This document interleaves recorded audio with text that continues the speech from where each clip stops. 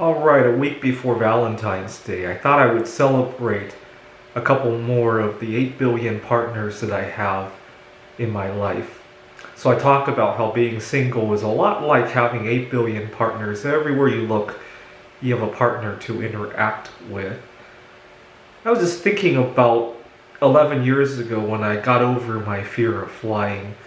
I developed a major fear of flying when I was a teenager because when I was 14 years old, 9/11 happened, obviously.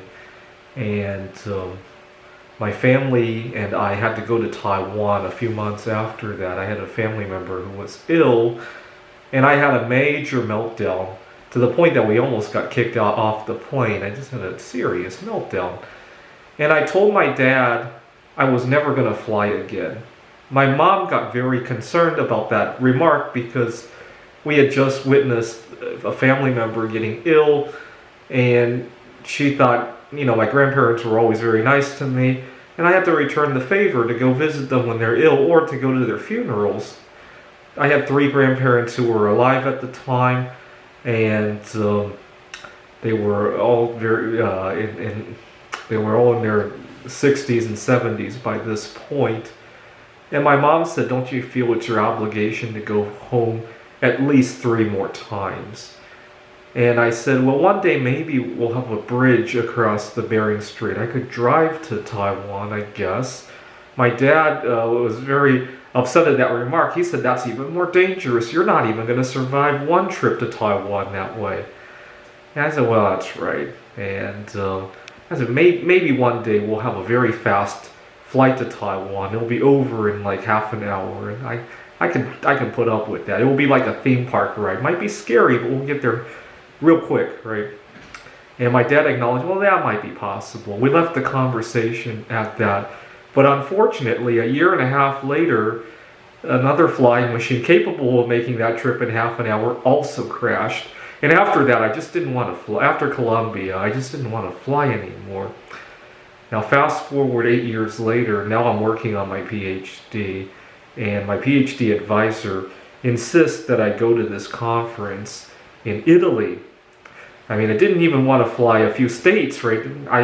A few months before that, I had a conference in Kentucky. I was living in Rochester, New York, and I drove there. And my advisor was very upset because the car had broken down. I almost didn't make it to the conference. She was upset about the drama that it caused. And now she wants me to fly to Italy. And at first I didn't want to do it, but I looked up some things that I wanted to do in Italy, and I decided to put up with it. And I got on the airplane, and before I knew it, I was on my way from Rochester to Dulles Airport in Washington. I had a really good conversation with the flight attendant, and I told her how I hadn't flown since just shortly after 9/11, and she made me feel right at home. And that's what I mean by 8 billion partners, right? I have somebody like that. I have a new person to contact with every day that I go out, right? And to be honest, here in 2022, I'm once again a little bit apprehensive about flying, not because of the safety concerns, but the social aspect of it. Right now, as I speak, there's a lot of air rage going on. I have social anxiety as it is. You would not want me to be around somebody else who is also prone to air rage. Right? We'll just be a powder keg right there. I want some of this to wind down. Actually, I was hoping to visit a friend in Phoenix over the Christmas holiday, but I didn't have time to drive there. And when I thought about the air rage, I kind of changed my mind, and we'll go to Wallace instead. And I also made connection with some of my 8 billion partners over in Wallace. Right? I went to a Christmas festival. I got to see some people that I knew from there last year, and I went to, what I really loved about that trip was I learned to slow down a little bit. Sometimes I get into heated conversations, negotiations, and I speak faster than I really should. I was at a coin shop in Wallace, Idaho, and I bought a number of silver coins, and I got a better deal than I had hoped to because I kept my mouth shut. And the dealer, he rambled, and he gave me a better deal than I was prepared to offer, which is good because I came home and I needed to negotiate a couple things at work. I kept thinking back at my experience in Wallace, I think what really helped was I wasn't really desperate to buy those silver coins. I mean, I have a good position in silver. In fact, I need to diversify away from silver. And so I decided to go there to just kind of have fun and play around with the dealer, right? And that's good. What I really love, I went on my first solo sexual date 11 years ago. These days, it's a lot easier to go out alone on a solo sexual date. It's also a lot easier to explain your healthy eating perspectives. You see, many years ago, I started cleaning up my diet when I was 17 years old. I used to drink a lot of soda. And when I first quit drinking soda, I became obsessed with the idea. Because I saw so many people around me.